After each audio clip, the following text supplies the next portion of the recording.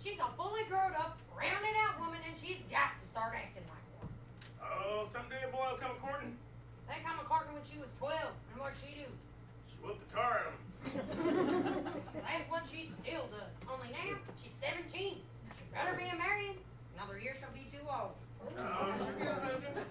Won't get one wrestling. Ain't no boy wants a wife that's gonna whoop him every day. Now, Granny, I've noticed something. You used to rile the boys something awful when Nellie whooped them at wrestling. But here lately, they've been just standing in line to get whooped.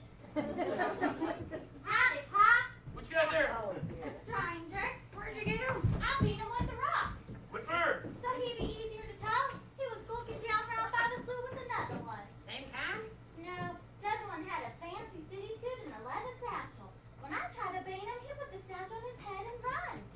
Sorry I missed him. They'd have made a nice player. Nellie Mae, you can't keep him. I caught him. You don't like him? I'll keep him out in the smokehouse. He won't bother you none. Nellie, you can't keep folks like they was a dog or a cat. I had me dogs and cats. I never had me a stranger. Look at him, Granny. He's cute. Like there's no stranger? That's a fellow from the Petroleum Company was around here last week. What's a petroleum? Don't know. Come up here, asked me could you do some odd camping down by the slough. I says help yourself. Glad to be rid of the critters. What'd he say? Just kind of laughed. The joke's on him. Ain't no wildcats in that slough. Heck no, it's all too full of oil. Then he come back about an hour later, talking all crazy. Like what? Well, he asked me for I forget what I called it, but he said it was a box on the wall. You talk into it, and they can hear you in Oklahoma. Poor fella must be out of his head.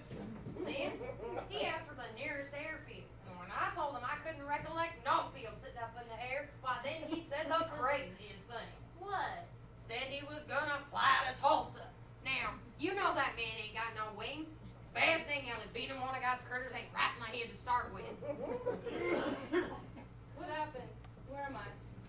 This here's a calamity place. Am I sorry, stranger? I'm gonna beat you if I know you was crazy. What is he? I never knew I could pitch a rock like that. What is he? The Mountain Mickey Mantle? See? Chicks. I ain't no guy but think you just the same. That's a girl? That's a girl! Turner! Turner! Ah, there you are. I take it you're the owner. I'm John Brewster, Chief Counsel for Midland Oil. You don't look like a chief. Where's your feathers? Name's Chet Clampett. Here's my young Nellie Mae and Granny Moses. Granny Moses? You're not the Granny Moses who's painting primitives. I've whitewashed ours a time or two. Mr. Clampett, my company is prepared to make you a very generous offer for your land. Sell our home? Well, you can keep the house if that's what this is. We just want the swamp. We'll raise so many derricks down there. Oh, Mr. Brewster, I gotta be honest with you. You couldn't raise turnips down there. He's right. That ground looks black and rich, but it's so greasy you can just squeeze the oil out of it. Oh, I noticed. I noticed. Don't you understand, Mr. Clampett? That's what we want. You're a very rich man. How big a rock you beat him with? No bigger than a pawpaw. Now, stranger, if money was skunk oil, a hound couldn't smell me. Well, my company will change all that, Mr. Clampett. Why, just sign this contract, you'll be rich beyond your wildest dreams. Don't sign nothing, Jed. My old Uncle Ferdinand Slout. One time he signed a paper. Next thing he knowed, he was running up a hill in Cuba behind some fella with a mustache yelling, "Charge!" Good heavens! What's that? It's just Cousin Pearl and Jethro in their old truck. Grab us and hop on. These headed right for us. Jethro, you just stop pulling that truck in my cabin and slow down. I'm trying both my feet. Yes? No, but you should have seen the chicken house sailing across the yard. Looked like a fallen star jiggling chicken mash. Oh, Jethro, you just pick up that chicken house and put it back where it belongs. But Granny, maybe the chickens like it better to the other side. Chickens like to change down there too. Well, now, you sure that was a fitting thing to do?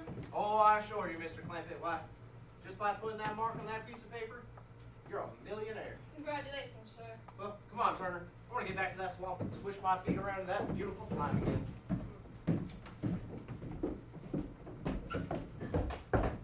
Jen, I saw that duded up city feller toting his satchel coming over here, so naturally I came a-running.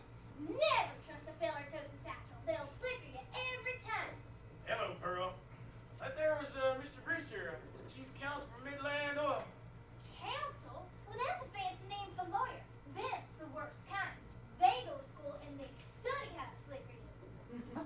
Granny says he wants to buy your swamp, and you didn't sign nothing, did you?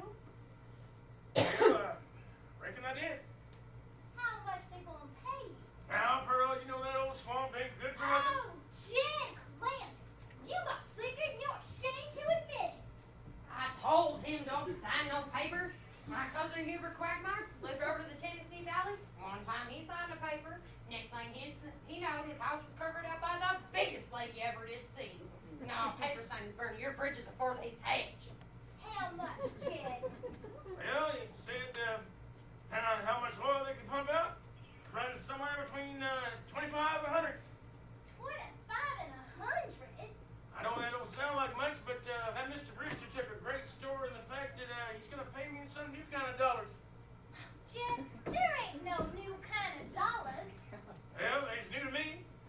I know about gold dollars, silver dollars, paper dollars, but that Mr. Brewster said he's going to pay me in what they call $1 million. $1 million?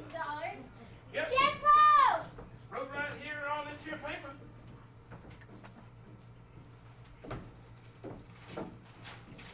Speak for yourself. Saints alive, you're a millionaire. Pearl! Mom! Straight it. I guess she's still flustered because we hit the chicken coop. Here's smelling salts. Did we hit the chicken coop? Yeah, but nothing broke but a couple of eggs. Nothing for you to faint about. Well, I never fainted before when you hit the chicken coop. No.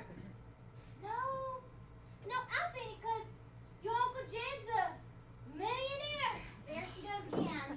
Well, gee, if it's that bad, I'm sorry for your trouble, Uncle Jed. Well, thank you, Jethro. Is it really that bad, Pearl?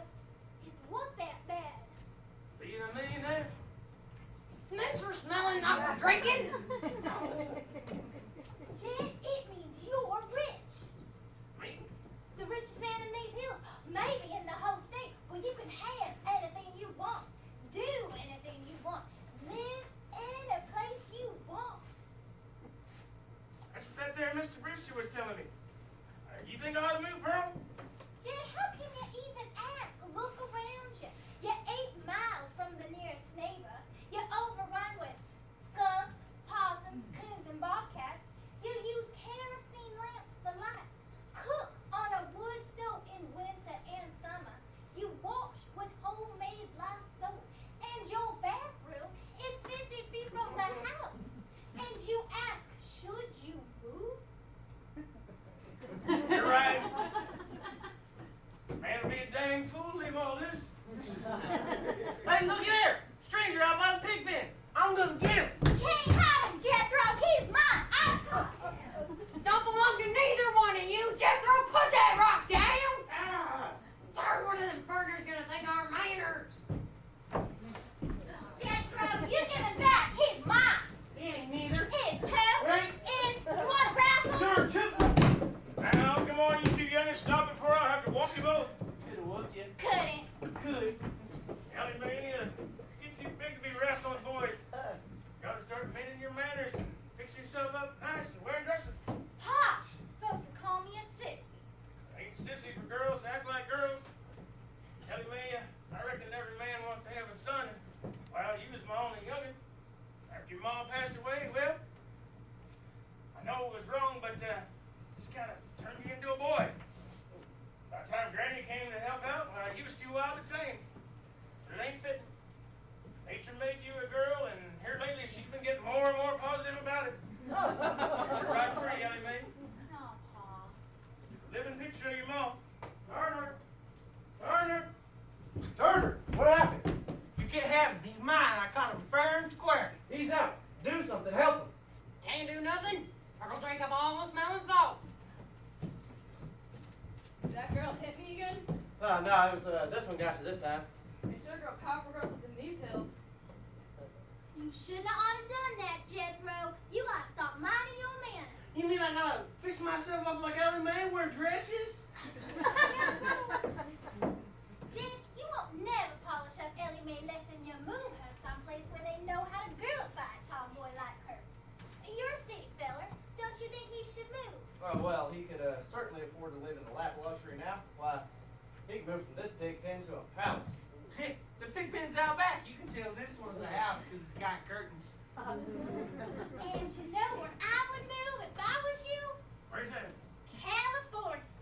Horse feathers. Good Lord wanted me in California. He'd have put me in California. Well, now, maybe he's just now getting around to it. You know, the book says he moves in mysterious ways. Well, if he moves me, I'll go. But you and Pearl ain't buzzing me. And I know just the place in California, Beverly Hills. What they got in Beverly Hills, they ain't got right here. Millionaires. It's full of millionaires.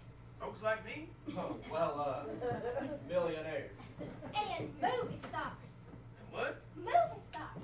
Remember when they had the show over to Eureka Falls? Why, we'd see Mary Pickford and all her curls. Why, I bet she still lives there. She might even come visit you. I can visit with Winona Clapsaddle. She lives right over the creek. Got curls as good as anybody. You'd love it, Granny. It don't get cold there. What don't get cold there?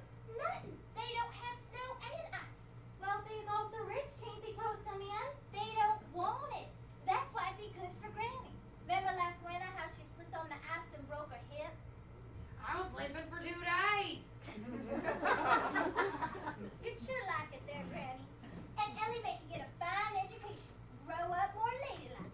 Would I go to school and wear fancy dresses like city girls and put powder on my face and get my hair done at one of them beauty parlors? Why, you sure will. Then I ain't going. Well, now, it would be good for Ellie. And you were saying so yourself, Granny. Oh, my could be. And Jethro can drive you in my truck. Oh, I couldn't let you do that. Oh, Jet, we're kid folks, and what's mine is yours, and what's yours. What it ain't right for Jethro to be missing so much school. It's all right, Uncle Jed. They ain't strict in the 6th grade. 6th grade? That heavyweight in the 6th grade? Yep, I go to Oxford. Oxford? Yep, that big yellow bus comes and tows me all the way over Molehill Creek to Oxford every morning. Oh. You always been so good to us, Jet. I'd be right mean if I didn't loan you Jethro in the truck. And I could come out to Beverly Hills later. And visit a spell. And drop back with Jethro after my visit. Did I tell you about the oranges out there? Well, I reckon maybe moving's good for Ellie's sake, but is Beverly Hills the only place? Where do you live, Mr. Brewster? Tulsa. Well, maybe you can find us a place in your neighborhood. That way we know some neighbors. No, Tulsa's a hotbed of tomboys. Beverly Hills is the place for you. Well, your word's good enough for me. Pack your duds, Ellie Mae. We're gonna move. They say a quick change is the best. Yes, Paul. Then it's settled? You're going to Beverly Hills? I reckon so. And you take Jethro? I sure we will. Don't you want us to? Why sure I do. I'm just worried about them big city girls. Jethro's such a good-looking boy. So much charm and sex appeal. Boys take after their moms, don't you think? Oh, I don't know. My wife and I, we have all girls. Jethro, put the things in the truck.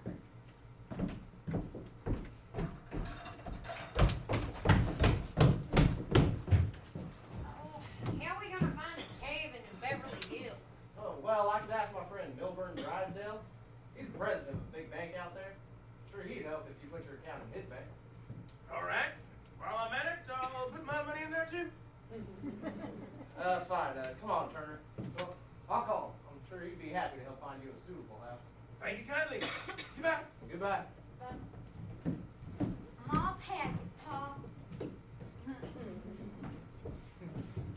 Take Granny's rocker, Jethro.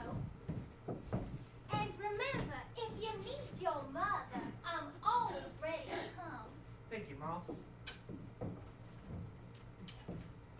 Goodbye, Ellie Mae. And if you need any help fixing your clothes or anything, don't hesitate to call and I'll come running. Goodbye, Cousin Pearl. But Jet,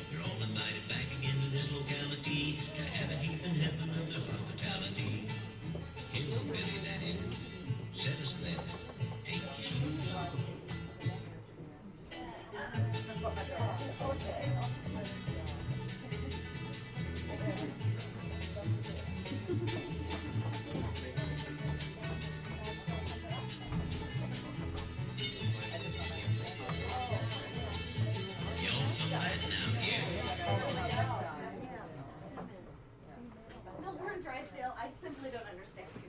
Purchasing the estate directly next to us for a family you don't even know? What reason could you possibly have for such an action? I have 25 million reasons, Margaret. And they're all deposited in my bank. Their account elevates my bank to third position in capital assets in the state. Money is money, Milburn. You can say that again. But position, breeding, that is what's important. We don't want riffraff living under our very noses. The Clampetts are my kind of people, Margaret. Loaded. Besides, John Brewster sent them to me. Oh, what does he know of society? He's in oil. So apparently are the Clampetts, up to their clavicles. Even so, rushing me from my sickbed? Margaret, you're as healthy as I am. Neither you nor the doctors understand how I suffer from my migraine headaches. Still, I will greet them, Milburn, but we will not mingle with them socially until I've had a chance to run a genealogical check on them. I think I hear a car. Well, if it's the Clampetts, they have singularly poor taste, driving around with their millions in last year's Chevrolet. Oh, that's Miss Hathaway. What's home on Capitan? Oh, Mrs. Drysdale, the captain's lady, and how are we this fine day? I don't know how we are, but I am very upset. With all your qualifications as a secretary, you should have found those people a home far from mine. I'm afraid the Clampetts will be, how should I put this, nouveau riche. Well, they're so riche, the new folk part hardly matters. Were we able to find a school for the children? Mission accomplished, I called Mrs. Pennyweather at the Pennyweather Academy. No. That was my school. It's the most exclusive in the area. She's not going to accept oily mountain children. She did when I said something about a donation for their library. They just built a new library. I subscribed to it myself. Yes, it seems they used all the money on the building, and they still need some more for the books. Mrs. Pennyweather will be by later this afternoon to put a cultured bite on them. What is that incredible noise? It looks like an old truck. I venture to guess a garbage collector. Well, they must have the wrong address. There is no garbage here. The Clampetts haven't arrived yet. I hope. Oh, Milburn, they're slowing down. Milburn, make them go away. They look like gypsies. Hippies! Howdy, I'm Jay Clampett. Clampetts. There's my mother-in-law, Granny Moses, and my youngin' Ellie Mae. Oh, we're the Drysdales, and that's Miss Hathaway. Milburn, I feel one of my migraines coming on. Quick, get some molten water. No. It's fine. I'm going home. I need to be alone. That's the way I had all my children. All alone and out plowing an hour later. My wife is not having a baby. By the looks of it, it'll be pretty soon. Milburn Drysdale, escort me home at once. Margaret, I think we should stay. I'm going. To stay. Uncle Jack, that fox is fixing to bite their lady.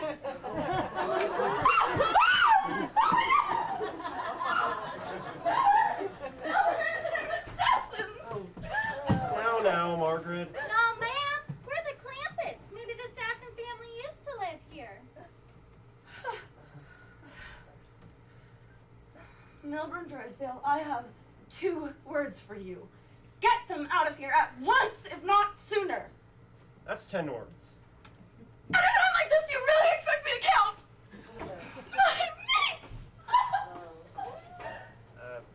My I must apologize for my wife. She's been under a strain. I don't know why she's a fussing so. These Beverly Hill foxes ain't got much meat on them. Plus, this one's sick. Look at all the fur molted off its belly. This here's dandy soil, Jake. We can plant us a good stand of corn here. Fine. We'll commence the plowing in the morning. But you can't grow corn here. Oh, don't you worry. Granny says it's good soil. It's good soil. But this is Beverly Hills. The dirt is dirt.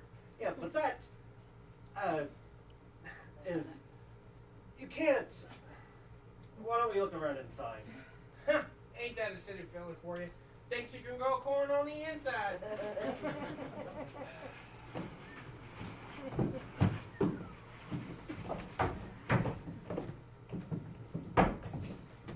Well, doggies. Uncle Jed, this here's the biggest bunch of indoors I ever did see.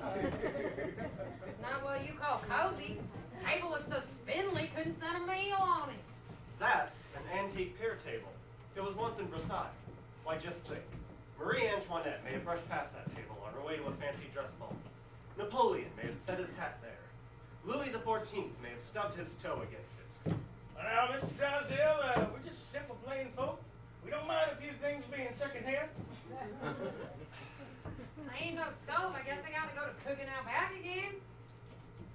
Oh, the kitchen's right through here. I went ahead and stocked the freezer for you. Well, I like to cook in the setting room so I don't miss nothing. Never mind, Granny, we'll just bring the stove out here. But why don't you go look at it first, Granny? You'll love it. Just past the dining room and the butler's pantry. Let's go, Jethro. I never did see a tree group hands before. I suppose this is quite different than your former home. I roughed it before. I can rough it again. But this is one of the finest mansions in Beverly Hills. It was built by John Barrymore, one of our greatest actors. Looks like he was a pretty fair stonemason, too. Now, Mr. Drysdale, it's all really nice and everything, but I gotta tell you, we had a pretty first class back home, too. Yes, those old southern mansions can be quite beautiful with their Spanish moss and their large white pillars. Oh, we left the moss, but we brought the pillars here for the beds. I think Miss Hathaway was referring to wooden pillars. I don't think I ever saw one of them. Jed, can't start the stove. I can't find a wood box. No place. Jethro, why don't you fetch the axe from the truck and go out and chop down Granny some firewood? Yes, sir, Uncle Jed. I saw some trees outside pretty near as high as this house. Young man, you don't need wood for that stove. Miss Hathaway, I reckon you're one of them their career girls. Appears to me you don't know much about cooking. Ha! You should see that there kitchen. It's got an icebox big enough for a whole side of beef. Is that a fact? And guess what keeps that great big thing cold? What's that? 3 or 4 little bitty old pans of ice like this. Perhaps you'd like to see the drawing room. Well, doggies. Thinking that, Ellie Mae? A whole room just for drawing. Well, mon capitan, I don't think the Clampets are ready for Beverly Hills. I don't believe Beverly Hills is ready for them either. You have, as usual, Miss Hathaway, put your finger on the crux of the whole grisly mess. The first person to get a petition to remove them will be my wife. Well, surely she can see that under their rough exteriors, they're basically good people. Perhaps she could help you get them socially acclimated. My wife, before our marriage, once broke off an engagement with a Rockefeller because he ate his salad with a cake fork. But I'm sure. But nothing. I'm stuck. I'm either going to lose my wife or my largest depositor. I have to choose. Well, there's only one choice you can make. Exactly. How do I tell Margaret we're through? Mr. Drysdale, you can't be serious. No, of course not. It makes it so difficult. I love my wife. Well, as we used to say at Vassar, love will find a way. Did love find a way to you at Vassar? Well, no. Then shut your well-educated mouth and think of a more practical solution. Oh, young man, is this the Clampets? No, ma'am, it's their house. Was that their gardener mother? I don't know, Percy dear. He was awfully muscular, Mrs. Pennyweather. That looked like a chopped up telephone pole he was carrying. Granny got the firewood. Them dead trees is all trimmed and strung together with black ropes, so no matter which one you cut, the other one kept it from falling. Can't find no pump in the kitchen. Don't see no well, no creek. Fancy place ain't got no water, Jed. There's a cement pond out yonder, Granny. Powerful for peace to haul water to the house. You don't have to haul water up to the house, dear lady. Looky here, stranger. I don't know how people lives in Beverly Hills, but us Clampets are going right on taking baths. Inside, Jethro. Perhaps you'd like to see me upstairs. Looky, Pa, there's a whole nother house up here. Yeah, doggies. Well, in any event, this is obviously their home. Quite suitable. An appropriate setting for Pennyweather Academy students. Judging by the size, the Clampets must be very wealthy, Mater. Of course. I kept the Pennyweather Academy the finest school in Beverly Hills by restricting my students to the brilliant or the rich. But all the students are rich. My standards of brilliance are very high, Gloria. Now, while our new library is the finest in the state He architecturally, doesn't have any books. and we all know how much books can add to a library. So I want you both to do everything you can to make the Clampetts feel like contributing to the atmosphere of the school, no matter how unusual they may seem. Now, shall we go in? With our heads held high. Holding up banner with a strange device. Excelsior! Oh, Percy, we know you're an English teacher. Stop quoting.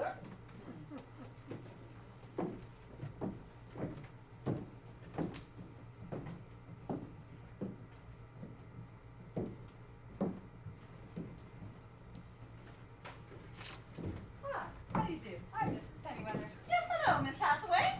And this is Mrs. Drysdale. Charmed. And the Clampetts, are they in residence? No, ma'am. In Beverly Hills now. Oh, I meant, it seems that staff is here. I saw the gardener, and this, I presume, is the handyman. Well, back home they said I was one of the handiest. This is Mr. Clampett. Charmed. This is Mr. Clampett, the millionaire. They're basic people with basic money. Wall to wall. Ah, this is Gloria Monday, president of the student council, and my son, Percy, the English instructor. How do you? Now, tell me about your dear children. Well, there's my daughter, Ellie Mae. She's a nice child, but I gotta admit, a little bit strong-willed. Just gotta keep her away from wildcats. She'll be fine. Wildcat? Modern? And there's my nephew, Jethro, cousin Pearl's boy. I don't know how long he'll be staying right here with us on account of he's got to get back to Oxford, where he goes to school regular. Oxford. He attends Oxford University. It's a school in Oxford. His pa went there too. Ah, yes, the old school tie. I suppose he went to Eton as a boy. Jethro went to Eton the minute he was born. Of course, as soon as he was born, his father matriculated him. I kind of think that was his mom. At any rate, he's an Eton man. That he is. Matter of fact, back home, Jethro won the Eton championship. How marvelous. What was he champion of? Eton. Yes, I know. But what was it? Cricket? No, ma'am. It's crawdad. Crawdad? I don't even think Jethro eat crickets. Oh, I meant. Oh, and here's the young man now himself. I'm a young man, but I sure do think of the thinking so. This here is Ellie Mae. Your daughter. What an interesting couture you have, my dear. Yes, and I can speak 20 feet too. Welcome, young lady, Percy. Welcome to Pennyweather Academy, Miss Clampett. Oh! Percy! Now, Ellie Mae, where's your manners? Pa, he was able to bite my hand. And this here is Jethro. That is the Oxford student. He stands at the head of his class. Astonishing. No, ma'am, this is too small for me to sit down in. May I welcome you to Pennyweather Academy on behalf of the Student Council. I'm Gloria Mundy, the president. No, go on, you're fun of me. I know the president's a man. Who I've never met a man with so many muscles. Who had a sense of humor with so many muscles. Gloria! I'm not entirely sure the Clampetts will be comfortable at Pennyweather Academy. Yes, but think of all the books they can read in the library. But would people like this make us an endowment? Why, sure we would. Granny, make anything you like. Just gotta show her a pattern. Don't you just love your new home? It's so big, and there's just 4 of you. Why, you must each have a big bedroom suite. I guess we do, darling. Milbert, escape at once! Milbert, escape! What? Escape? What are you talking The about? fire. I tried to phone, but the phones are down, so I sent the butler to the fire department. What fire? Sounds like Granny got one going.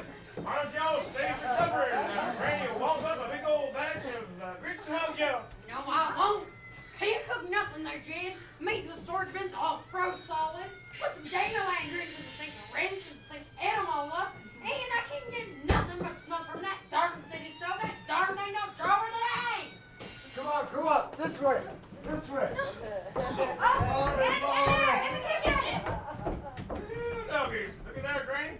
That's what I call a real hometown welcome.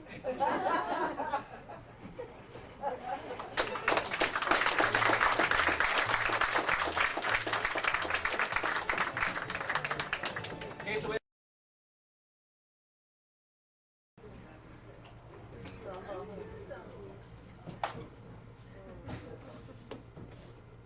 Like that, Granny? Makes it look more and more like home around here every day, ain't it? Where are you going? Fishing. figure better when I'm fishing. Ain't no fish in there, Granny. I ain't fishing for fish, I'm fishing for figuring. What kind of figuring you fishing for? I'm fishing for to figure out how to get home. This is home, Granny. New place takes time to get used to. I got used to home all my life.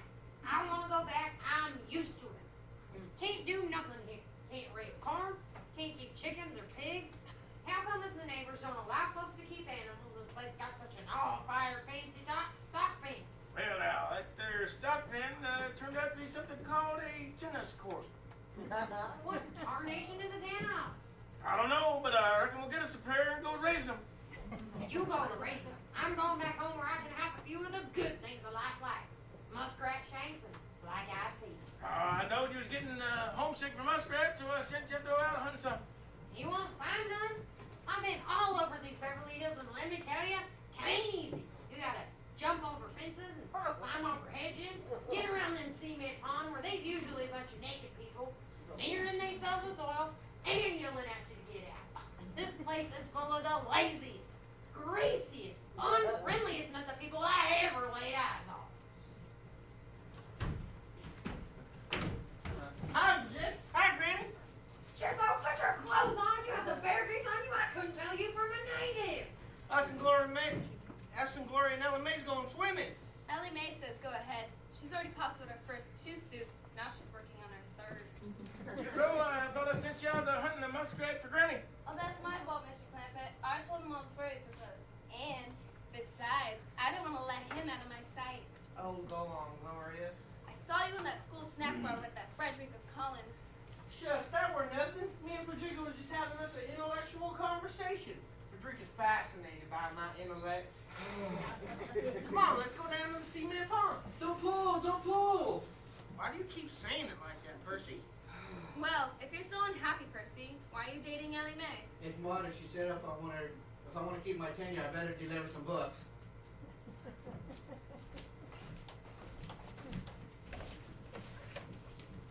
That's another reason I don't like it here. Jethro, lollygagging around in no clothes in his mom's truck, chasing girls, showing off. Remember, I warned you. It's you that give that boy the 3 keys to perdition. 3 keys to perdition. Fine clothes, fancy car, 50 cents a week. Oh, now, Granny, I thought you'd be happy Jethro's so popular. Ellie Mae, she's got herself a beau, too. And him an English teacher. English? Stop! A real American boy was good enough for her mom and me.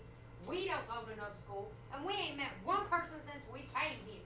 Ain't one living person come a-calling since we moved here. Oh, now that's what's ailing you. Now, Granny, you just gotta remember what Cousin Pearl said. This here's Beverly Hills, where the movie stars live. What's that got to do with being neighborly? Nothing, I just kind of thought it might sidetrack you. You answer me this. If strangers moved in that little old cabin down the creek from us back home, what would we have done? Why, we'd have come a-calling and took a mess of pone and a skinned possum. And has anybody brought us a pone and skin possum here? Has any living person even come here? Fire department, they've been riding every. Dropped by 2-3 times a week. Right just yesterday when you was out back making They soap. didn't even do that. Here's me folks here about so not only lazy, or greasy, they's filthy. I want to go home. What you doing now? Where's that Gloria? She's just splashing in the sun, and I got a dress for 10 us. Is Tenos a girl? I ain't raising no girls in that sock pen, Jed. Grading tennis is a game. You take this here paddle and you bash a white ball over a net. What for? I don't rattle know. Only Frederica Collins is coming to bash the ball back at me. Oh. Doggone, I don't feel like fishing or figuring anymore. That boy's girl crazy, and it's you that'll reap the harvest when the seeds of temptation are just trampled by the little foxes. Because as the rod is fired, so the twig is bent, and them that dances has got to pay for casting the first stone. I don't know what she just said, but she sure could stir up a camp meeting with it.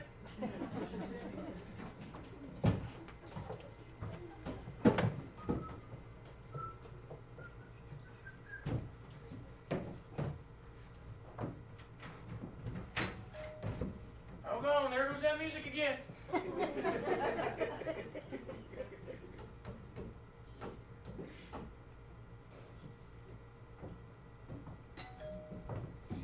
Jethro?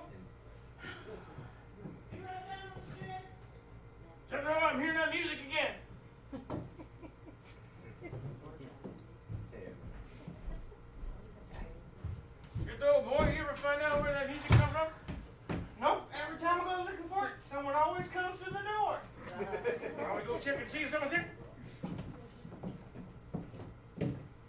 Why, howdy, ma'am. Well, howdy. Doggone it, never fails. Well, I reckon y'all don't remember me, do you? Well, now, your face might be familiar, but I just can't place you. Do you remember that Fetty family back on Possum Ridge? Sure. Jake and Dora, you want to Jake and Dora Fetty's girls? Sure. I'm Emmeline. Bless my soul. Jethro, you recollect the Fetty girls? Sure do. Used to chuck rocks at him. Jethro's grown up since then. So she.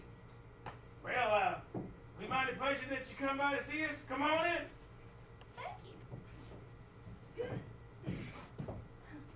Heavy bag. Jethro.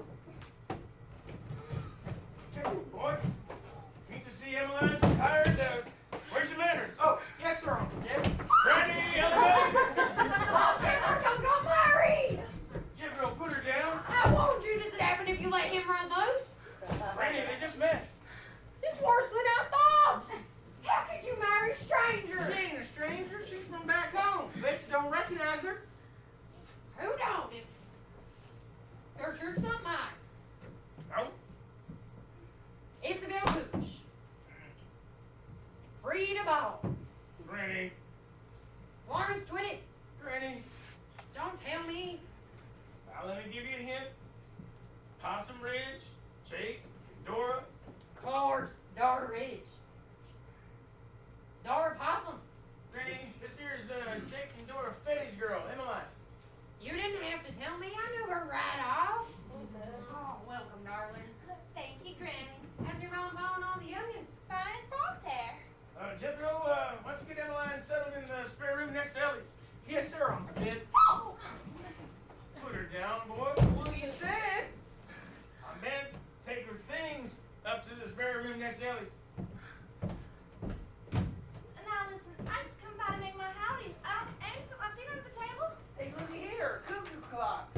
Pa made me fetch it along to wake me up morning. He said the hotel might not have a rooster. Hotel? Oh, now you're home folk, Emmeline. We ain't about to let you stay in no hotel. The bus driver said maybe I could get into the YWCA. I wouldn't say no place had to be spelled mixed company. No, you're staying right here. I sure don't want to be no bother. Oh, it's no bother at all. Well, thank you. Kelly May, you recognize this girl? Oh, don't bother, Jake. She ain't got my memory for faces. This here's Emmeline Fetty from back home. Howdy, Ellie. My goodness, y'all sure wear short dresses around here. Oh, this here's what you call a beach jacket. Ellie, you're showing your skippies. This is a bathing suit, Emmeline. Bathing suit? What? Back home, folks still take a bath with nothing on. Kelly May, why don't you get Emmeline settled in the room next to yours and then y'all can go swimming. I got a suit you can borrow after you put your things away. Your room's got a beautiful chest of cedar jars. Cedar jars? Don't you get splinters with them? Ain't she? We have to know how to smart her up quick so she fits in Beverly Hills like the rest of us do. Kid, I wonder how come Jake and Dora didn't write to us their daughter was coming to California. Could be because they can't write. Well, she sure is uncommon pretty for a Fetty. The rest of them look like they must have taken home with milk. Yeah, you can chuck them Fetties in the creek and skim ugly for 2 weeks.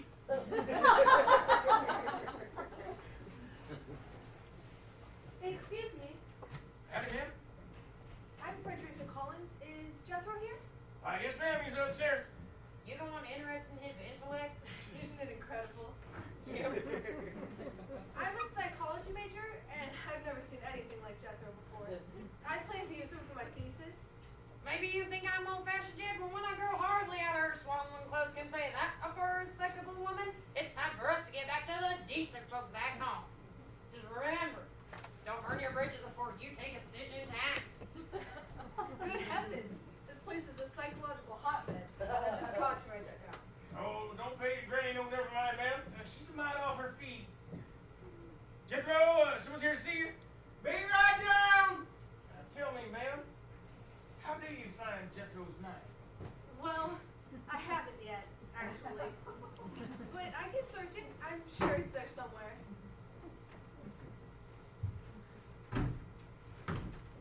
All right, Frederica. Ready to bash the ball?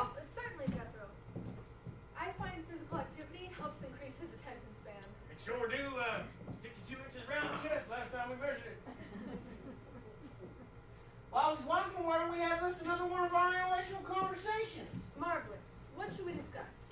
Literature, philosophy, the theory of relativity? No, ma'am. I never talk about my kinfolk behind their back. Mr. Drysdale, ma'am? Ah, there, Jethro. Milburn, why? You know why, Margaret. For the same reason I made Jed Clampett a director of my bank. He's my largest depositor. We must keep them here. Try to appear interested, neighborly, friendly. Milburn, I'm your wife, not an Academy Award actress.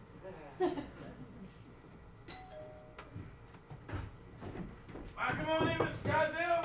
Mr. Drysdale? Why don't y'all set a spell? No, we couldn't possibly stay. We just dropped by to be neighborly. Well, it's my pleasure you stopped by to see us. Matter of fact, most folks around here ain't that friendly. Their husbands aren't great presidents. Shucks, man, we don't mind people not being as rich as us. Matter of fact, Granny's so homesick for college, she wants to move back home. No. Why, that's just why we came over. To tell you.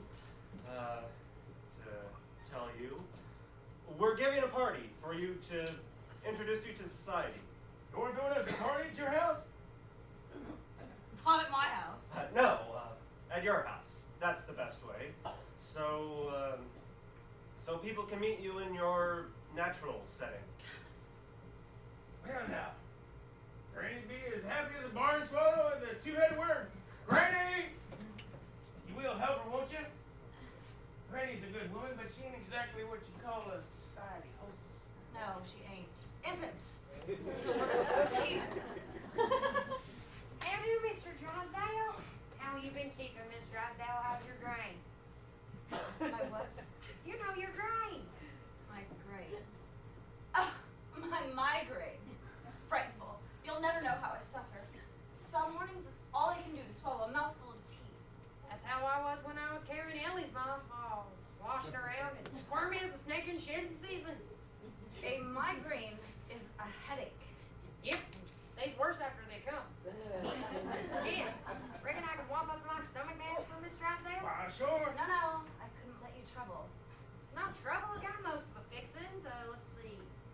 Coon root and wrench weed, sourdough, chicken gizzards, slippery elm ooze, stump water, a few more things a secret, and I'll get Jethro to fetch me the biggest toad he can find. You use a toad? Just for testing. Give it a swaller, see how far it jumps.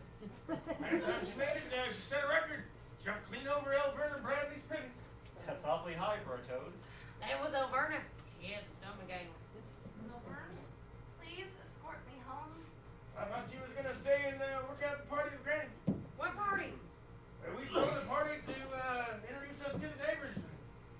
Mr. Drysdale here was going to invite them. See, that's a right good idea. When is it? I need time to fix things. Couldn't do it before tomorrow night. Tomorrow. Yeah, don't know what victuals to fix. Do folks hereabouts like skunks doing dandelion rice? Anything. Just prepare a simple menu. Milburn, escort me home. And while you're at it, give me a list of the people who owe your money, the bank the most money, and that's who we'll invite to this party. Ain't that right, neighborly, Granny? Sure is. Now, let's get to the kitchen whilst I figure out what to do with the menu. I wonder, do I fry it or do I boil it? But Emmeline, you can't go swimming in your overalls. But Ellie, I'm a honing and a pattern to swim, but looking like a goose that's plucked for Christmas? Look at me, I'm all skin. What'd your pa think? Well, it jolted him some first time I did it, but when Miss Hathaway from the bank took me to buy my clothes, she explained, now it don't make no never mind to him. Well, I'm not going until he tells me it's fitting himself. Oh, all right, Emmeline, just wait a minute. Pa? Pa?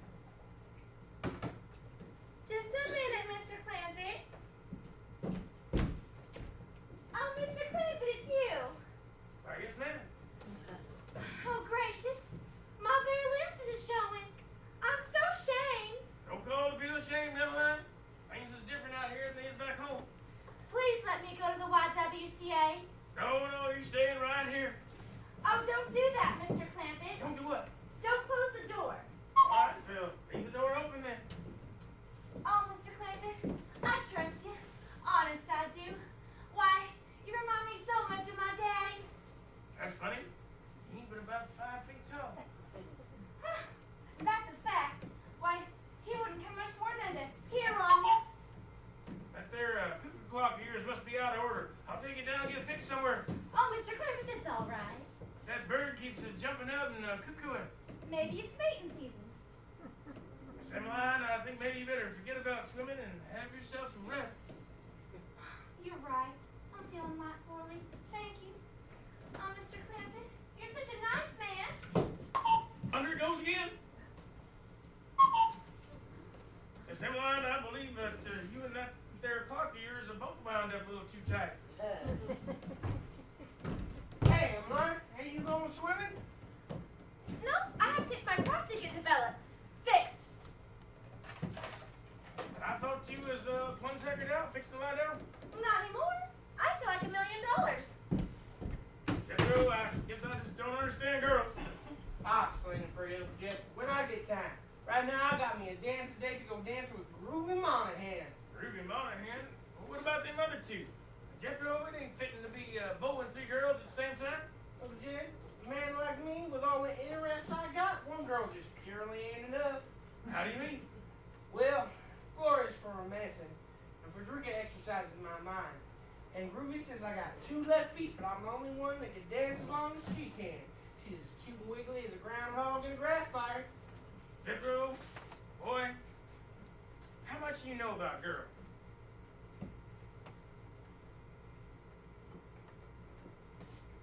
They softer than boys.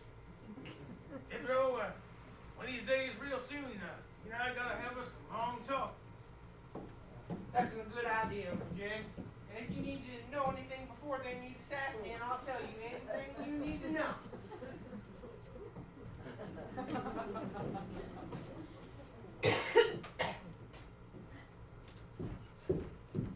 Jethro, won't you take me somewhere to get my clock fixed? Well, got me a dancing date, Emmeline. Well, Jethro, I just saw a camera store 2 miles down the pike. You can't get a cuckoo clock fixed at a camera store. You poor, dumb country girl. Well, let's just go see. All right, Emmeline. You're pretty. But you want to get along here? We're going to have to smarten you up. That might take a long, long time. Heck no, when we first came here a couple weeks ago, I was as big as a hick as you are.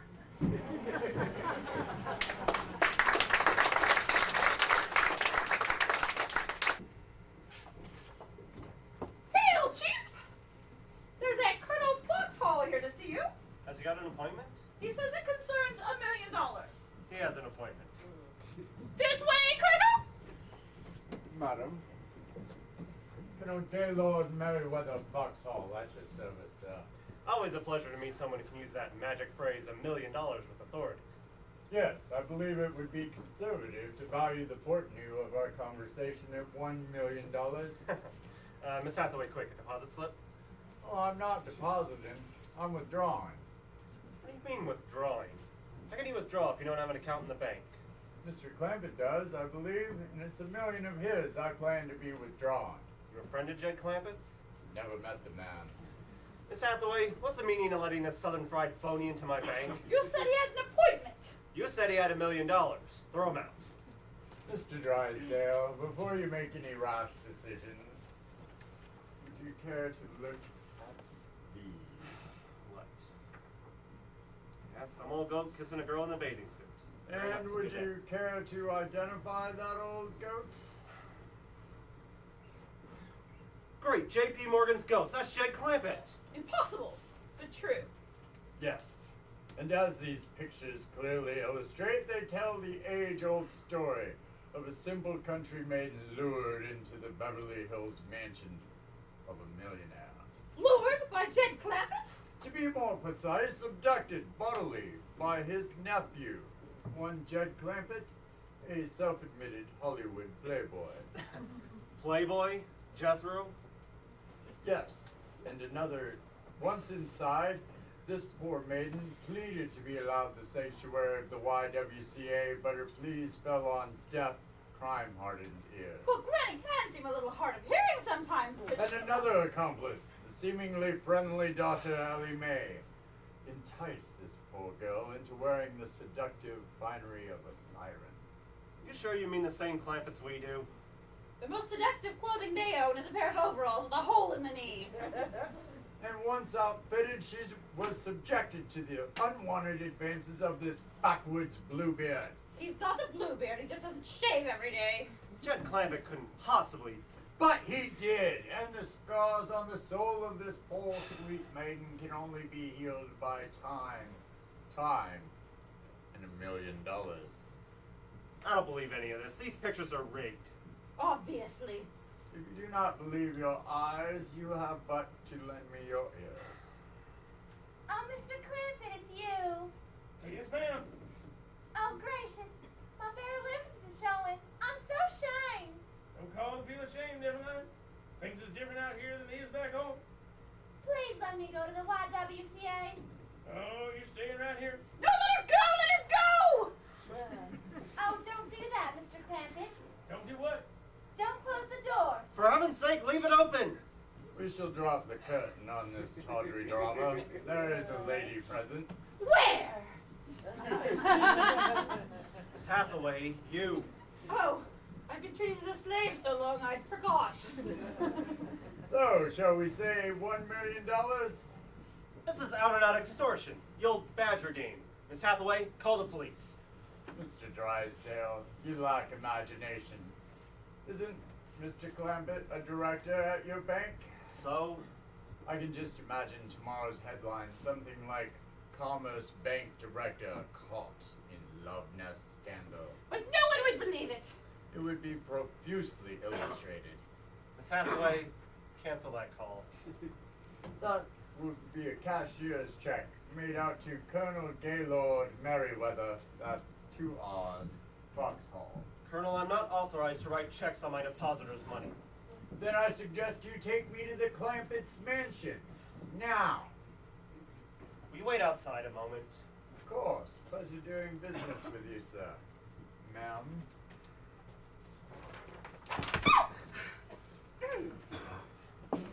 You're not taking him to see Jed Clampett! I'm on my way there anyway for their party. And where else could I take him? To the police station! The notoriety would not only ruin Jed Clampett, but other innocent victims of that depraved con man. Namely me. Please finish typing the correspondence before you go home. Yes, but perhaps the law can identify that scurviest son of the South and his curvy but culpable accomplice. The typing.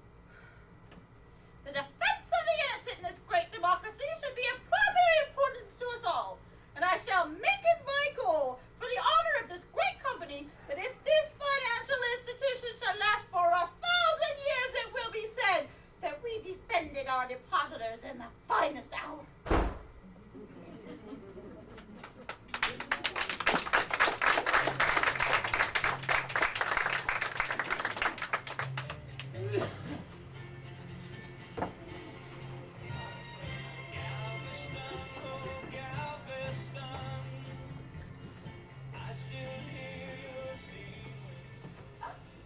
And this is Miss Eloise Van Rensselaer Stokely Smythe. How do you? You're as welcome as bacon grease in the poison ivy season. I beg your pardon? Come try some of these horse steers Mrs. Drysdale taught me how to warm up. These fish eggs and curdled milk. Margaret, relax, Eloise. It's caviar and sour cream. Don't take too much myself. Tastes like salted tapioca pudding.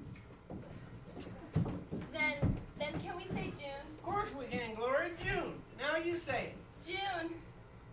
See, now let's get back to stomping and working this up some more. Eat knapsack. Oh, Jethro, you're adorable. I purely am. 1, 2, chop, chop, chop. 1, 2, chop, chop, chop. Darlings, I'd like you to meet Jed Clampett and Granny, Mr. and Mrs. Oglethorpe. Mr. Oglethorpe is President of United States Shipping. Don't seem like there'd be much power for that. For what? Shipping the United States? Appears to me it's a pretty well stocked down firm where it's at. Everything can go in another line of business. Maybe hog butchery. Folks can always use some ham.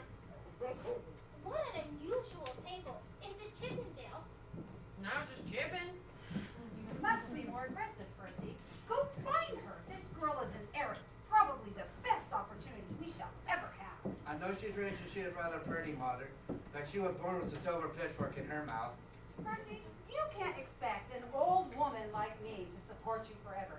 It's time you acted like a man and found a younger woman to support report you. Where are the children? I reckon Ellie Mae's still upstairs printing. Here comes Jethro with that there Groovy Monahan. He sure is a strange one. Never stops dancing. There's a place in Tijuana, groovy, baby, groovy. We can tie it if you wanna, groovy, baby, groovy. The judge plays one and keeps the whole thing limber. We can dance right through the service so you don't get nervous. What do you say, Jethro? Groovy, baby, groovy.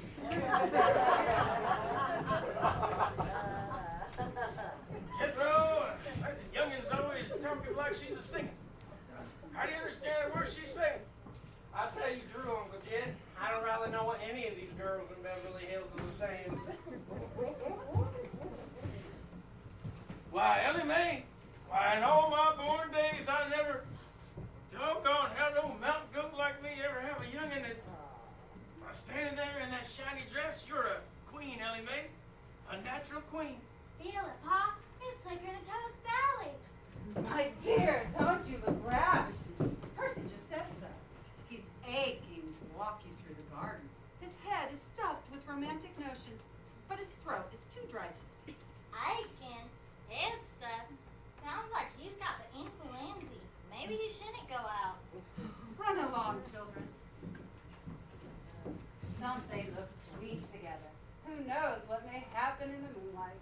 Person may get the whooping of his life. Jethro, I've been trying to get you alone. I've come to an important decision. I mean, when you stumble on something as earth-shattering as this, I believe you should give up everything for it. I know a mind like yours is a once-in-a-lifetime chance. I reckon there's another like it. Jethro, I hope you won't think me forward, but would you consider marriage? Honestly, Frederica, that's pert near spooky. I've been considering marriage all day. Oh, Jethro, excuse me. I have to go note down my reactions. Uncle Jed, I reckon it's time for our man-to-man talk. Why, sure, Jethro, what you want to talk about? Marrying up. Well, that's a pretty big step. Which one is it? Ruby, Gloria, or Frederica? Emmeline Fetty. She's crazy, badly, desperately in love with me. Emmeline, when all this happened? Well, when I went into town yesterday, I didn't mean for it to happen. After all, I'm a sophisticated Beverly Hills playboy, and she's just a dumb old country girl. I tried to keep my charm clamped down, but it must have slopped over. Uh-huh. You know, the entire time she tried to get me to go to some out-of-the-way place. No fooling? Yeah, she kept asking me to get lost. Well, boy, I reckon you ought to think on it a spell. I don't need to think. She needs me. You know, she took her cuckoo clock needing fixing to a camera store. And you know what? That dumb store fixed it. Sure you want to marry a girl that dumb? I'm smart enough for the both of us. You should have seen her face when I parked the car and started ciphering for her. Well, that'd carry a lot of weight with the Fetty. They wasn't long on learning. When I got up to the multiplications 04, she was like, went crazy. Commenced a moaning and a gasping for breath. Good thing you didn't cipher any of your gazettes. I should have married you right there on the spot. That's a good idea. I'll go do something for her right now. Emmeline! Emmeline! Hey, Jethro. Listen, Emmeline. 5 goes into 5 once. 5 goes into 10 twice. No! No! 5 goes into 15 3 times. I still say the Clampets are innocent. I just can't believe that any of the... Oh! Evening, Mr. Drysdale. Jethro, you put her down. She don't belong to you. She will as soon as I get to the 12 gazetas. Shocking, shocking. They're fighting over like bees. I don't think I should settle for $1 million. Mr. Drysdale, why don't y'all come on in? Bring your friend with you. This is no friend of mine. This is Colonel Foxhall, and he wants to show you some pictures. All right, come on in, Colonel. Anybody? Granny, everybody gather around. Colonel here's done brought us some pictures to show us. No one will be interested but Mr. Clampett. What do you mean by that, Mr. Drysdale? She's talking about bees. Oh, my. Granny. I like that, Jim. That one and those like it can be yours for $1 million. Well, now, it's a right good likeness, Colonel, but don't you think that's a mite expensive? Mr. Clampett, if you don't pay his price, these pictures will be on the front page of every newspaper in town tomorrow. Well, fine, then we'll just wait till tomorrow morning and cut them out of the paper.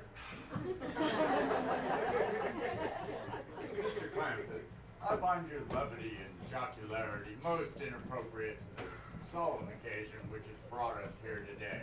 And I shall suffer no more sham nor delay while this girl suffers the pangs of forlorn publicity. Well, doggies, put him here together with Granny, they tear a camp meeting wide open. Ha! Ha! Me and Percy's engaged! Engaged? How marvelous! Or is it? Mother, she broke my arm. Broke your arm to get you to marry her? Clampett, I'll sue. I'll sue for assault and battery. I didn't break his arm, was just playing ball. In that dress? Why, sure, the tabloid said it wore a ball gown. Oh, come, Percy, dry your tears. Mommy will wash them Sis's face.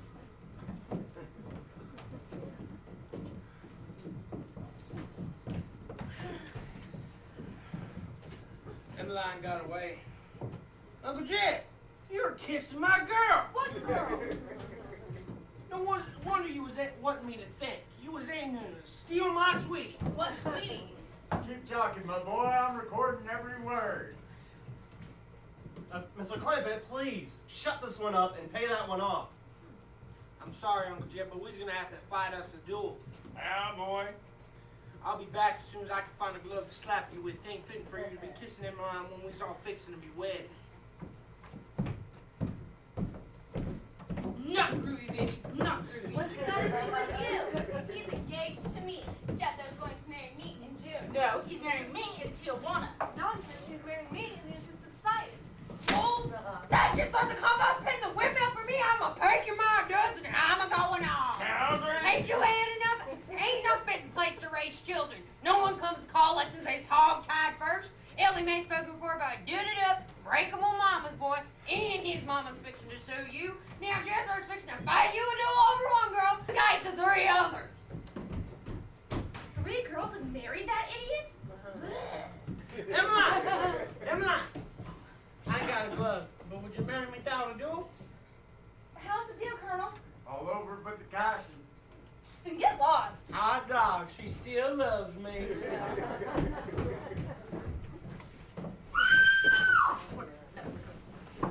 Mr. Trousdale.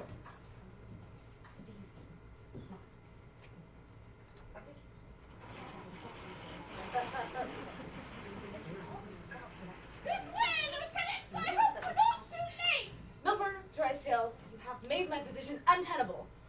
I'll have to go away until this whole ugly scandal blows over. Somewhere where I'm unknown, some small, rustic, expensive village like Acapulco.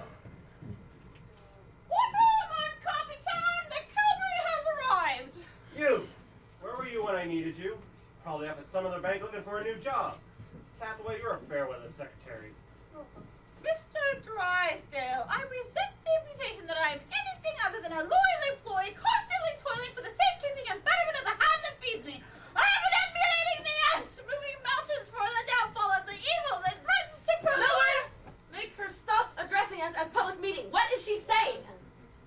I brought the cops. Scandal. Oh, what difference, Margaret? Everyone knows already. Get Colonel Foxhall. He's in there. The extortionist, the murderer. Murderer? That $1 million is coming from my bank. And believe me, that'll kill him. Foxhall. Probably an alias. Have you a picture of him? No, but here's some of the girl. Ah, yes. Rita Rio. Alias Country Kate. One of the cleverest girls in the confidence racket. If I nab her, she'll go to jail. Jail. Police. That means press. Do you know what this means? Social ruin. Not only will I be out with the in crowd, I may actually be in with the out crowd. My migraines. to her. What shall I say to her?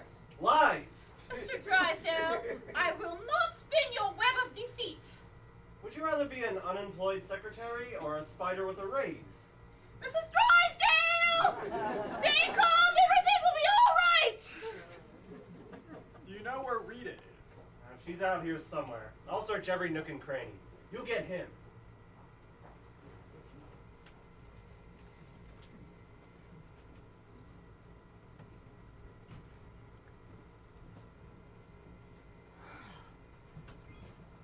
Start thinking, Rita. You can sell nips into this. But where's the gimmick? Here, Emma, I'm here. The clown prince. That's it. Yes, Jethro? Where you been, Emmeline? I've been hiding Who from? from the police. What for? They think I was trying to stay out of some money. You? A dumb old country girl steal from us? Ha! That's a laugh. Ain't it though? Everybody knows that the Fetty family's the homeliest, ugliest, tackiest bunch in the hills. I know. Oh, don't go to bawling, Emmeline. For someone who comes from a box of coals, you ain't such a mess. Besides, you gotta remember, the next to me, pert near everybody looks dumb. I wish I was smart like you. Then I could find a way to get away from the police. I'll think of something for you. Would you, Jethro? Of course, be a shame for an intellect like mine to get to rusted. Besides, you're gonna be my bride. Now I'm gonna sit down right here and think of something for you. Now sit better thinking. Now let's see.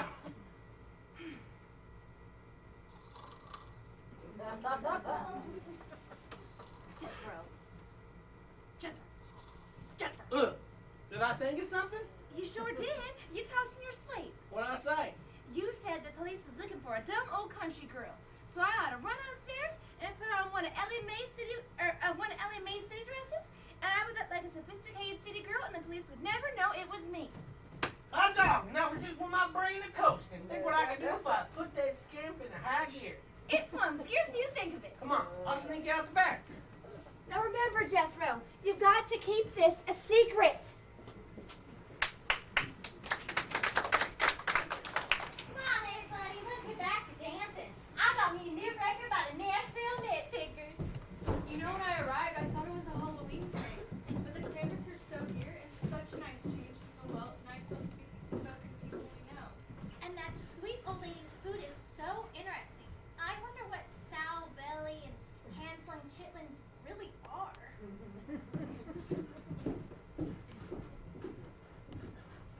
Mr. Clampett, my name is Richards. I'm a bunco specialist. Bunko specialist? Oh, Mr. Clevey has enough bunco for now. He doesn't need any more. Thank you. Colonel Foxhall. You two fellas know each other? Why, any friend of the colonel is surely welcome here. Mr. Clampett, I handle frauds, swindles, blackmail, things like that. Fine-looking young man like yourself? Colonel, that's none of my business, but what's an educated man like you doing taking up company with a swindler? No, I'm here to get you to identify the colonel and sign a complaint.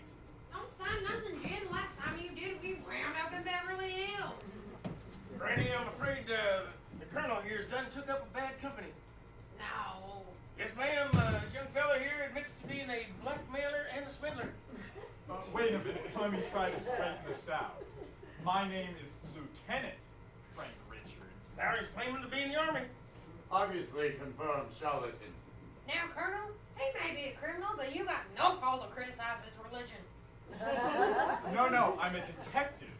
An investigator. Well, son, if you'd just told the truth to commence with, you wouldn't be so confused like this. Hey, where is everybody? What's going on?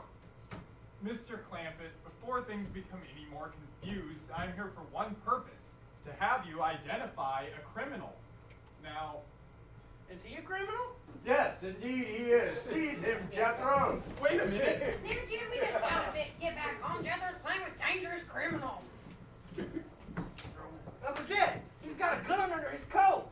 chickens, you say? I'll never approve of playing with guns. Look, Now, young fella, bad enough you being a swindler and all, but you come into my home and toting a pistol? Now you done muddied up my creek. You're gonna get a whooping. Take him to the woodshed, Jethro. Ain't got no woodshed, Granny. They call this a mansion? I declare, if we had a woodshed, I could stamp out crime in Beverly Hills single-handed. Take him to the cellar. Let's go get a switch shed. put me down, you.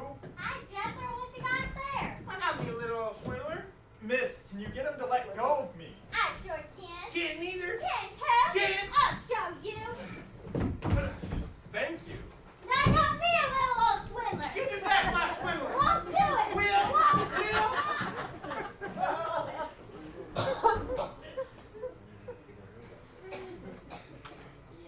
My name is, I'll get the truth out of that rascal and I get this trimmed down. Why, Mr. Drowndale, missed all the excitement. Got us a swindler tied up down in the cellar. Good, good. I was hoping you'd give him a taste of mountain justice. He's a crook, a charlatan, a blackmailer. And a liar, too. He's claiming to be a detective. Oh, quick, take me to your cellar. This way. I'll be down directly. I'll trim my switch. Why, Colonel, where are you going? I was looking for you, dear lady. Huh? What for? Want some more possum innards? No, you don't understand. Since the first moment I laid eyes on you, I was a prisoner. Granny, you have my heart. From the moment I laid eyes on you, the only thing my mind can think is Granny. Granny. Hold it right there. Did I say something wrong? Yeah. Call me Daisy. The loveliest flower in the field. How like its delicate petals are these fingers. She loves me. She loves me not. She loves me. She loves me not. Do this pedal again. She loves me. All right. That's enough. Quit while you're ahead. Now, Daisy, I'm afraid I must say farewell. For even now, the hounds of injustice are baying at my heels. But I shall always treasure this moment alone with you and the memory of a love that could have been. Hold on, Colonel. You done waved the fry pan under my nose. Don't go running off with a pork chop. There's the swindler. Arrest him. Don't lay a hand on my Colonel. Your colonel. I done made a prisoner of his heart. Ain't I, Gaylord? Yes, indeed you have, Daisy. Have a pedal.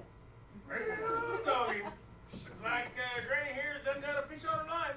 Granny, the colonel is going to jail. Oh, no, he ain't. I've been waiting a lot of years for this sugar, and nobody's putting the lid on the ball. Yeah, look at that rascal. He's going at it like corn on the cob. Yeah, I ain't about to let him eat and run. Gaylord, choose company. That's ridiculous. You and I both for a stroll in the moon. You're letting him get away. He'll escape. Oh, he ain't going nowhere. Granny's done buttered that old cat's paws. But, Mr. Clampett, won't you sign a complaint for me? Oh, you give us some trouble, but I ain't gonna complain. So you? This whole swindler got loose. I'll take back the old cellar. Young man, wait a minute. This here's a detective. He ain't no swindler. Oh, I'm sorry. You better hold on till you're sure. Anyway, you can let go now. And you should be looking for Emmeline Fetty, Lieutenant. Why look for Emmeline when I'm here? 'Cause she's as big a crook as the colonel. Emmeline Fetty? Jake and Dora's girl? She's not really a Fetty. She just claims to be. You ever seen a Fetty? No, sir. Well, anyone that ain't one sure ain't gonna claim to be one. That's the truth. Even then, that is Fetty's trying to fly out of it. She's a dangerous girl. Go, Lieutenant. You come too. I might need help subduing her.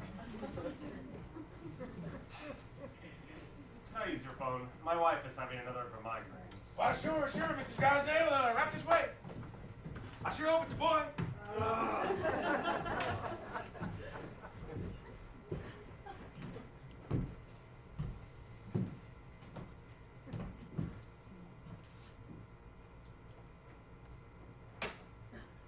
I must be in love.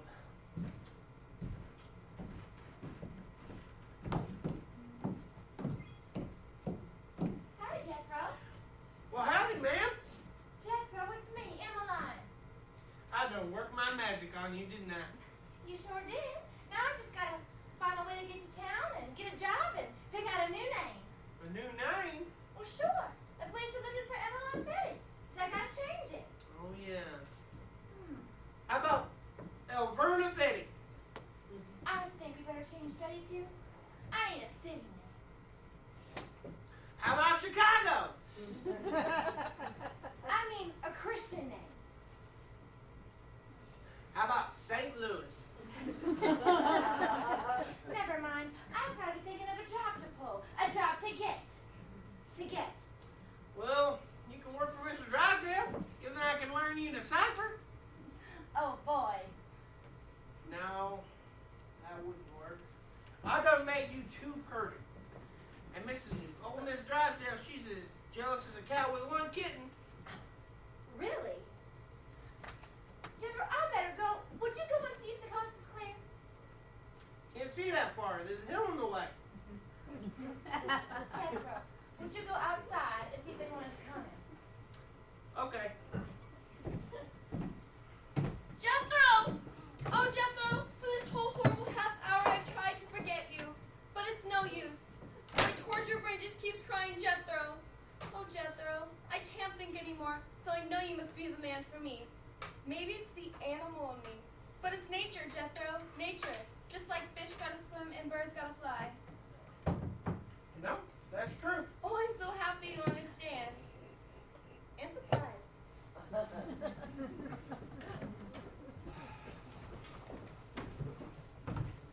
You're Mr. Drysdale, aren't you? Oh, why yes, I was when I came in. I'm Aubrey Roberts from the DA's office. You've recovered a valuable piece of evidence. The camera with which Rita Rio got those pictures of Mr. Clampett. Camera? That's a cuckoo clock. I haven't seen one of these since I was a boy. Oh, Mr. Drysdale, you're hardly more than a boy now. Oh. You see, the camera is concealed inside the cuckoo clock and is activated by means of this electronic triggering device. Oh, poor, simple, trusting Jed Clampett. Too bad I didn't see her first. I just spotted her immediately. Really? Oh, yes. As a bank president, I have to be able to judge character at a glance. I wish I had your sophistication and intelligence. I can't imagine how Rita got to photograph Jen in such incriminating poses. Well, that's not difficult. We have to remember, he's a simple man of the hills, naive and unsuspecting. Just the opposite of you. Of course. Now, she probably placed the camera on a table here, and then concealed this triggering device on her person. How unscrupulous. Then she probably threw her arms around him. Like this. Yes, something like this. And then she probably kissed and triggered the camera like this. Well, it's not that difficult to figure out. Once a real brain's figured it out, it's really a simple trick. You just kiss, trigger the camera, and that's it. Always a pleasure to be of service. Oh, you were. Thank you. Thank you so much. My pleasure. Be sure to let me know how things develop. Oh, there should be a development very soon. And we'll keep you in the picture. Hey, talk about police brutality. I think that camp from Lucy's school. Groovy, baby, groovy. With all the chicks that swing around school. Groovy, baby, groovy. Live and let live, forget and forgive. I'm telling you, Jack, I'm taking you back. It's groovy, baby, groovy. Groovy, baby, groovy. Groovy, baby, groovy. I beg your pardon, were you addressing me? Groovy, baby, groovy. Is this some kind of new game? Groovy, baby, groovy. Groovy, baby, groovy. Have to keep up with the times. Can't have a stuffy image.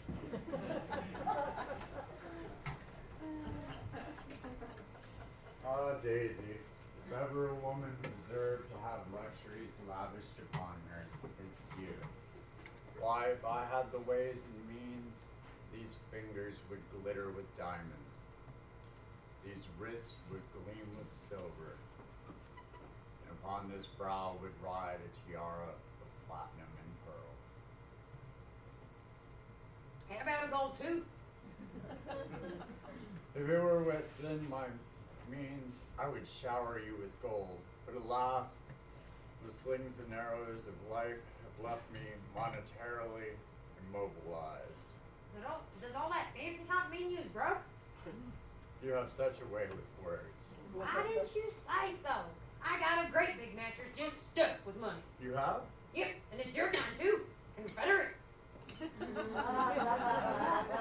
Colonel, who's that?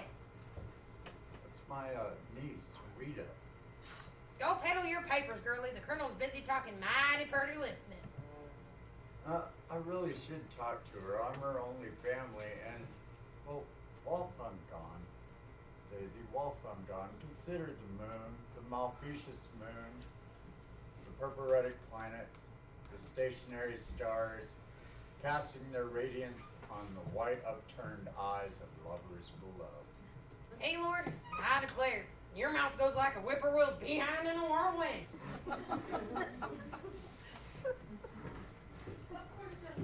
As a woman, I was hurt, insulted. But then I said to myself, as a scientist, would Madame Curie have been insulted? Heck no, I never even dated her. I said, when a scientist decides to devote her life to a project, she is bound to have little setbacks now and then. I imagine you and I will have lots of little setbacks, Jethro. Well, shucks, Frederica, we ain't even married. But I can plan on nuptials. Well, if a girl's single, can't plan on no setbacks. I reckon the waggly tail nuptials will be nice. You go on ahead and plan them. Magnificent, my dear, magnificent. You have snatched triumph from the very jaws of defeat. Now hurry before that snoopy detective comes back. Ah, Jethro, dear boy. Have you seen that lovely Mr. Drysdale? We'll fetch him for you. He's fragrant with groovy. I shall never understand their dialect. Congratulations, Miss Roberts. See, you've apprehended that vicious criminal. I shall personally see to it that you get a handsome reward from my bank. A reward? I'll have my secretary send you one of our beautiful new calendars. Continue as planned, Colonel. Sir, you might want to have a seat. This may come as a bit of a shock to you. What you doing, Granny? Well, I've been studying the moon and thinking how long we're here before we come and how long it's going to stay after we go. Sounds like mighty powerful studying, Granny. Well, our body's got to chomp up their IDs and let them digest a little like victuals before they do any good. I got the Colonel and all of Beverly Hills on my stomach and it don't sit right. Where were you? I was out looking for Emmeline. For that detective and Ellie Mae that's supposed to be looking for Emmeline. And I were doing a bit of ID chomping myself. No, you will not stop. I want Milburn and I intend to get him. I'm a very sick woman, Miss Hathaway. Yes, but Miss Drysdale, if you're sick, you should be at home in bed. And what is the point in laying around being sick if there's no one there to watch me suffer? I want Milburn and I intend to get him. $50,000 if we take those pictures to your wife. $50,000? You're not dealing with an ignorant hillbilly. I'll go to the police, the FBI, the Attorney General before I pay you a red cent. Milburn! Ah, Mrs. Drysdale. Okay. And what are you paying for? I'm buying you this lovely antique clock for the game room. Why, Ellie Mae, I was looking all over for you. Where were you? We was in Frank's car looking for Emmeline. Driving around the streets? He didn't have to. Frank's got eyes like a hawk. He can see 5 miles away. So we parked up on a hill called Mulholland Drive and watched the whole town. That's what we call reconnaissance. That's what we call sparking. Did you hear that, Percy? You can't possibly marry a girl like that. Oh, that's okay, Miss Pennyweather. I don't want to marry up with him. I used to think if I was been married before I was 18, I'd be an old maid. Well, now I decided Beverly Hills has so many cultural opportunities. I ought to learn more. Get married when I'm old. Say, 20. I'll sue for breach of promise. Oh, shut up, Mater. You're being ridiculous. It would would never have worked out anyway, Ellen May. But you're a sweet girl. That's too bad. Wouldn't mind him as a son-in-law. You're right, Ellen May. I ain't gonna get hitched neither. But Jethro, you promised me. Kid, you just gotta have a talk with that boy. Nope, I reckon it's unfair to the rest of the women if I just devote myself to one. So, Jed, I done decided on my life calling. Real good. What's it gonna be this time? Atomic scientist or fry cook? Neither one. I'm gonna open me up a charm school. Charm school? You mean one of them there places that takes an old scarecrow and turns her into Theta Barra? You don't know nothing about that. Why, sure I do, Granny. Just look what I done did for Emmeline here. Oh, good luck with your mouth. Well, I guess I can take him down to the station house and book him, and someone will just sign a complaint. You can't arrest me. I'll take this whole place down around me like a house of cards. What's in the clock? Pictures. Well, now, no one's gonna be buying no clocks. No one's going to jail. No one's paying no $1 million. But someone must make restitution to this poor girl. Oh, come out off your stump, Colonel. The way I see it, the clock and the pictures belongs to Emmeline. Emmeline belongs to me. What? Hot dog. Go to the hills, declares I make an honest woman of her. After all, I done seen her in her skimpies. Wow. I ought to marry her. Emmeline, I sure hope you'll be happy with me. Happy with you? We'll leave for Big Tulsa tonight in Jethro's truck. Get married at Snyder Swamp and honeymoon at the Hogwash Falls. Well, with $50 million and living in a place like this. Oh, we ain't living here, darling. Granny wants to get back home, and I think we should. There's a little old shack behind Possum Ridge, right near the Fetty family. I know you'd want to live right next to them. I'm kind of their, practically your adopted ma and pa. What? Granny can teach you how to boil soap, skin possum. If I'm gonna settle down, I gotta get back to the simple kind of life I know best. You better be out of your skull! Rita. Big $50 million. No, I'm blowing this caper. If you want $50 million, you can marry Granny. Marry Granny? Gaylord, I accept. Do you want me to go after them? Oh, what for? Rita tried to slick her jib, but she couldn't. I knowed why the colonel was buttering me up, but heck, fire been so long since anybody tried, I purely enjoyed it. Sure. You gotta allow us how they livened up a party. Margaret. Oh, Margaret, it's been a divine party here. So original. I'm hoping a little do Saturday. You should come. And bring the clampets. We'll toddle too, but I do hope you'll join our table at the Hunt Ball. Join it to what? I mean, us, on the 20th. Say, that's right, neighborly of ya. It'll pleasure us to come. Well, Granny, I thought you wanted to move back home. Well, I figured on it. I figured if they can keep things this exciting in Beverly Hills, I'm staying. Heck, I'm too young to be buried in them hills, and besides, I gotta go hunt balls with my girlfriend on the 20th. Well, good night. Ain't nobody going yet. I ain't had me one dance. Jethro, turn on the music machine. Yeah?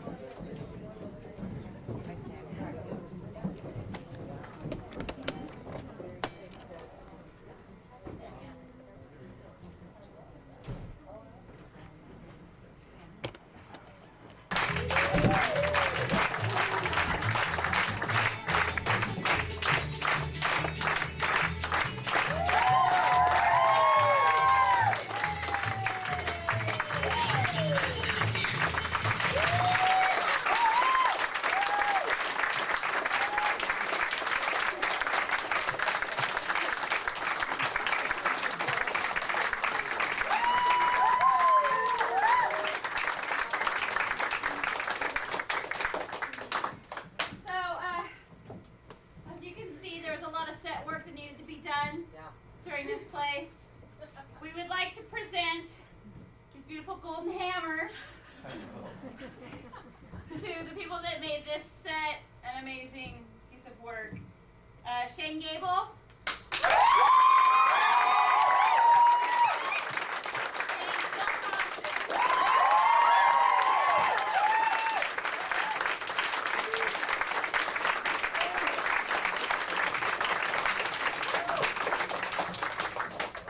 On behalf of all the cast and the other assistant director, Jackie Glover, who couldn't be here today, we just want to thank Sarah for being an amazing director.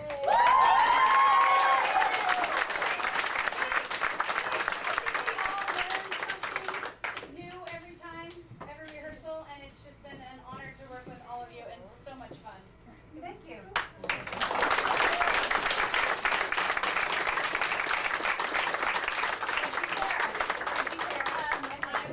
I would like to say amazing cast. Just backstage and on the stage, there is much fun in both places. We do. I couldn't have done this without my two amazing assistant directors, Tara and Jackie. And I mean, you're blessed to have an assistant director, and I was blessed to have two.